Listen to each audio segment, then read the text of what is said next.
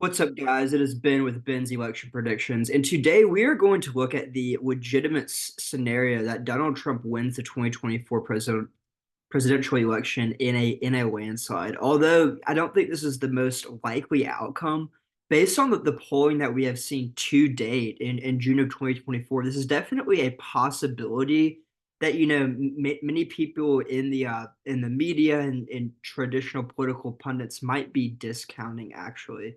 So let's investigate, how realistic this might be, and also what would a landslide actually look like? Because I think everyone can admit on both sides that we aren't going to see a 1984 like landslide where like Ronald Reagan won everyone but one state, like states like California and others that I mentioned. I just do not think are gettable for the Republicans, even in a massive um landslide. But let's dive in. So I actually think, in Trump's quote unquote best case scenario or landslide scenario, that he probably starts with 251 safe or likely states. And I'll kind of go into more detail on, how I got those numbers. And I actually think Joe Biden's base of support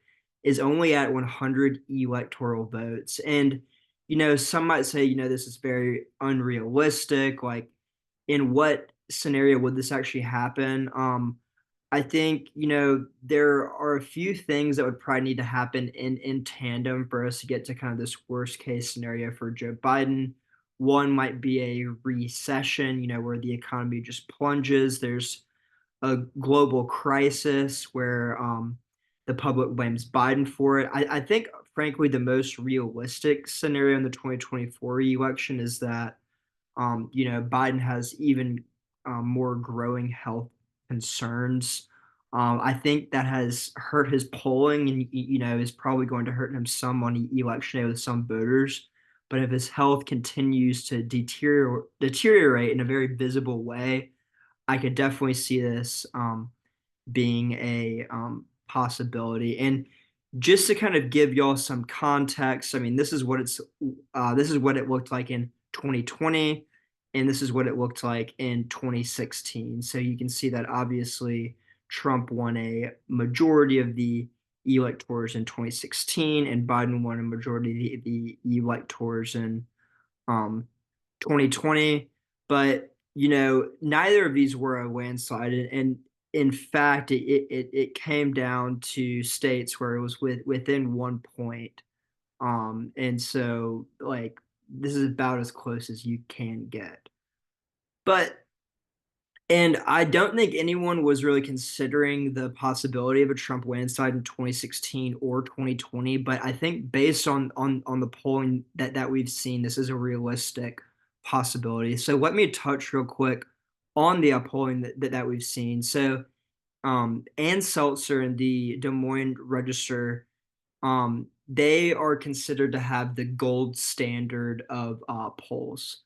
And Seltzer's been doing this for years on years, and um, her Iowa poll has just been accurate time after time. Again, even when it went counter to some of the other polls, like you hear about this term called poll crowding, when typically polls like to be in the range of other polls, so like no one's an outlier. Where Ann Seltzer has a methodology, a time tested methodology that has been proven right time after time again, even if it goes counter to what the prevailing narrative is. And she just released a poll um very recently on Monday that half of the Iowa voters would say that they would vote for Donald Trump if the general election were held today. And this isn't particularly surprising because Iowa was not seen as a swing state in 2016 or 2020, even though Obama won it twice. However, if you look at the margin that Trump won it by, this was about an 8 point margin.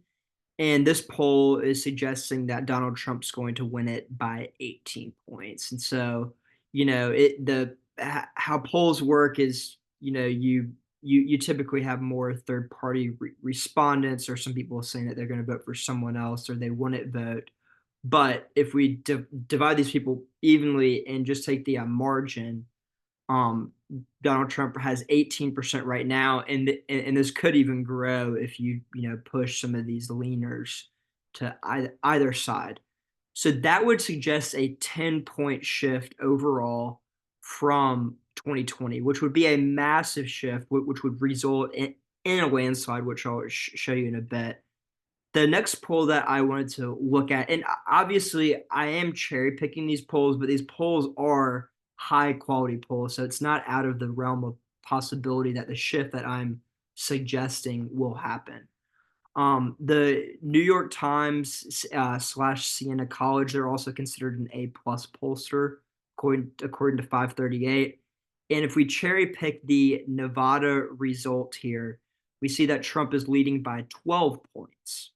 And this would suggest a 14-point shift from 2020, when Biden won the state by around 2.5 points. So wow, 10-point shift in a very high quality poll, 14-point shift in another very high quality poll. And then let's look at one last high quality poll. This is another A poll that is seen by by the independent ratings. And Joe Biden and Donald Trump are tied in the state of Virginia, which is typically, ever since the Bush era, has been a consistently blue state. And Joe Biden won the state by more than 10 points in 2020, and it is seen as a dead heat right now between Joe Biden and Donald Trump. And one thing I will say, this was not an outlier for Virginia either. There have been the three past polls in Virginia have had this race tied. So it's really not out of the realm of possibility. So that being said, at the high end, we were seeing a 14-point shift, maybe at some of the other high quality polls were saying a 10-point shift. So what would this actually look like?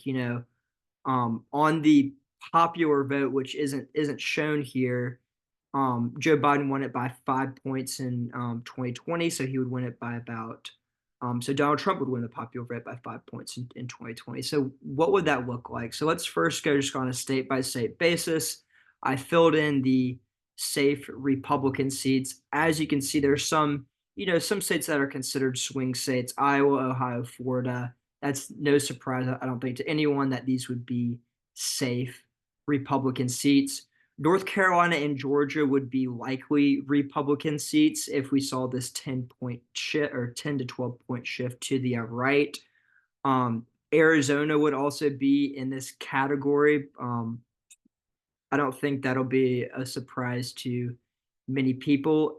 Nevada would also be in this category. I mean, if we just take the poll as honest, it's right at that 12-point mark, which is where I delineate the safe from likely. Likely is 5 to 12, safe is 12 plus, lean is 2 to 5, and tilt is 0 to 2. And frankly, I predict that Trump will probably win Nevada and Arizona right now. However, I do think it is going to be a lot closer than this likely margin. But in a landslide scenario, if the polls hold to where they are right now, I think this would be very realistic. So, what is the next pickup state? I because of how close Wisconsin has been in the past few election cycles, I don't think it's going to swing this dramatically to the right in 2022. But if we take that same 10 to 12-point swing and apply it here, I mean, this was on a razor's edge in 2020. It was on a razor's edge in 2016. Trump actually won it by more than Biden did. Wasn't as close, in 2012 or 2008. But if this rightward trend continues, presumably you could see that here. And then, same thing with Pennsylvania. It was similarly um, pretty close in 2020, not as close as Wisconsin. But if, the bottom falls out from Biden, this is what you could see. And then the last state that I'm going to put here as a likely Republican state, and I think Michigan's probably the most unlikely out of all the states that I just put down to have this result. But that's what it would look like, and Trump would win this handily, even with just the safe and likely states with 312 electoral votes. And I actually neglected to put in Maine's second congressional district would be safe. So it would be 313 electoral votes here. So next on, moving on to the likely Democrat states. So you can see that I filled in, California, Hawaii, Vermont, Massachusetts, Rhode Island, Maryland, DC. These states are not going to move. Like if we look at the 2020 results, overwhelmingly for the Democrats, and like if we look at DC, 86%, Maryland, 33%. Massachusetts, 33%. I mean, these are states that, simply are not going to, even be particularly close in a landslide. However, and I actually want to caveat, I think Rhode Island is going to probably be a likely Democrat state. It's not a state that's going to flip, even if there's a 10 to 12 point shift. Um, But the first state that I want to put down is New York. And, this is a state that Donald Trump always talks about. Like, he was from here. I think he would really like to win this state.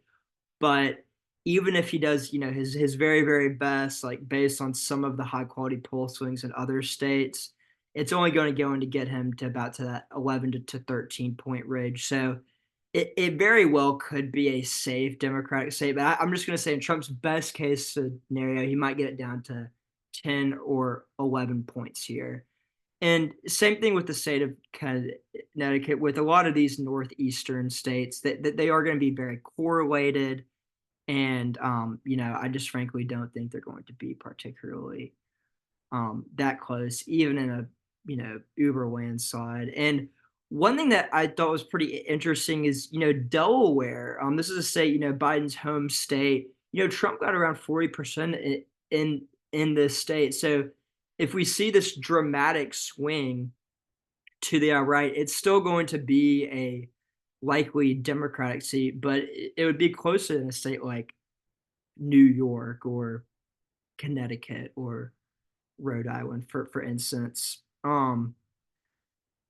And let's see, I think that's all I'm really comfortable with right now. Oregon, I could see even getting a little bit closer than that likely margin, because of Eastern Oregon. Some of those folks actually want to secede from Oregon and become part of Iowa. So Oregon's actually more conservative than I think people give it credit for, and same with Illinois. So let's now move to the lean Democrat state. So this would be between 2 and 5 percentage points. So about as close as you can get. And maybe in an uber Trump landslide, which I obviously don't think is very realistic. Potentially some of these lean Democrat seats could go to Trump. I mean, but this would only happen in the case of if literally Biden is completely incapacitated, and there are not really seen as any viable replacements here. And I kind of explained the facts why Oregon and Illinois, kind of despite their reputations of being the home of Portland and Chicago, Illinois is surrounded by these Midwestern states that are typically more red. New Jersey is interesting because this is a state that a lot of Trump supporters think is in reach. And, out of the kind of like all the states in there, like I do think New Jersey will be closer than, New York, Connecticut, Rhode Island. However, how realistic is it that it would actually flip? I think it is very, very low. Like, there obviously are more conservative areas in 2021. The Republican gubernatorial candidate almost knocked off the incumbent, like only by about 1 or 2 points when this was expected to be a 10-point race. COVID isn't as big of an issue right now, so I don't think that Trump will be able to get there, but it's it could get a little bit interesting, but both campaigns might put a little bit of money into it. The last lean Democratic state I'm going to put is Colorado. And, I struggled with this state because, in 2016, this state was fairly close. Clinton only won the state by less than 5 points, but because of the unique dynamics in Colorado and, the people moving there and, Denver growing, it has become a lot more Democratic. So I really see Colorado as being a state that, I don't think the Trump campaign is even going to invest in, even if it might technically have been closer than a state like New Jersey in 2020. I think Trump sees New Jersey as more gettable than Colorado. So I still think even in Trump's best case scenario, he probably will not win Colorado. Next up, we're going to go to the lean Republican states. So these are states that, in theory are in reach for Trump, but, at this point, I don't think he's going to win. So the first state here is going to be the state of Minnesota. So this is a state that Trump nearly won in 2016. I think people forget actually how close it was because it wasn't one of those Rust Belt states that flipped for him, but he came within 1.5 percentage points. In 2020, Biden did expand his lead here, but if we do see, a 10 or 12 point swing to the right, maybe there's some more third party candidates, then Trump definitely could pick up this state. And there have been some decently high quality polls in the state of Minnesota that have it tied. So, I mean, I still think that Biden's probably favored there, but in Trump's best case scenario, I do think he could win this state. Next up is New Hampshire. You know, similar to Minnesota, very, very close in 2016. This was actually the closest state in 2016, and in terms of the percentage, you can see, or sorry, not in terms of percentage, but in terms of raw votes, just because New Hampshire is a smaller state than Michigan. Um, and I when elections are so close, you totally could have seen this going for Trump had maybe Access Hollywood not come out, or like some other small factors here. But in 2020, very similar to Minnesota, Biden really strengthened, and I think this is mainly due to gaining ground among the white college educated voters. However, they have a Republican governor who's endorsed Trump, even after being a little waffly on that at first. So I think you definitely could see New Hampshire going in the Trump column. And then similar to New Hampshire, I think similar dynamic here. You could see Maine going Republican as well. I still think, and I haven't done a ton of research on the first congressional district. I think that this district will probably still be likely dim, but Trump still picks up 3 out of the 4 electoral votes there. And Maine does have an independent streak. They have one independent senator who caucuses with the Democrats, and Susan Collins, who is a albeit moderate, but she's still a Republican. Last up, we're going to go into the tilt states. So, Virginia was a state that Biden won by 10 points in 2020. And same with New Mexico. And New Mexico is an interesting state because if you look at it in in 2016, while the margins were closer in 2016, you can see Trump had 40% of the vote in 2016, and he grew this to about 43 and a half.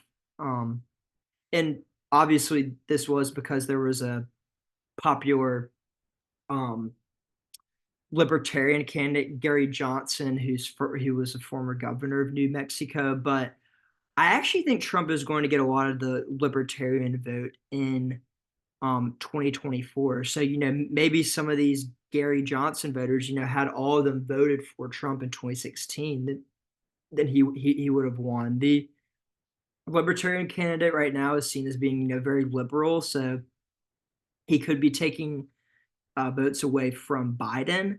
And Trump has actually, reached out. He went to the Libertarian Convention with Vivek Ramaswamy.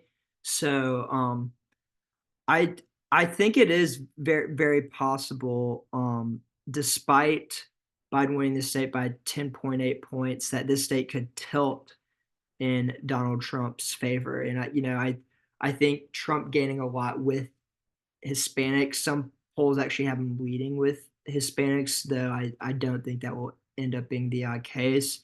New Mexico is the state with the highest percentage of Hispanics. So if they go for Donald Trump, then the state, I think, would absolutely go for Donald Trump. And the last state is Virginia. And even though it was closer in 2020 than New Mexico is, I actually think that Virginia would be a tougher lift than New Mexico, just based on the demographics of the state.